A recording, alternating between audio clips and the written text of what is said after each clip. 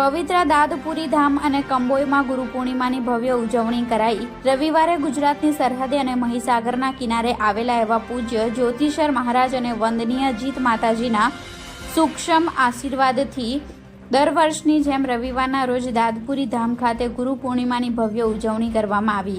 ગાદીપતિ ભારતેશ્વર મહારાજના માર્ગદર્શન મુજબ પવિત્ર ગુરુ પૂર્ણિમાને લઈ રાત્રિના સમયે ભાવિક ભક્તોએ આખી રાત ભજન કીર્તન કર્યા હતા।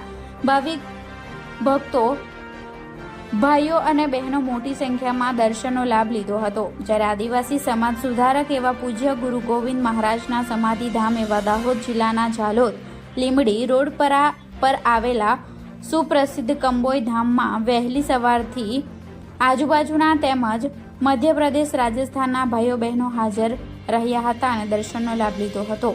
Reporter Sanjay Jaiswal, Gujarat crime news, Santrampur.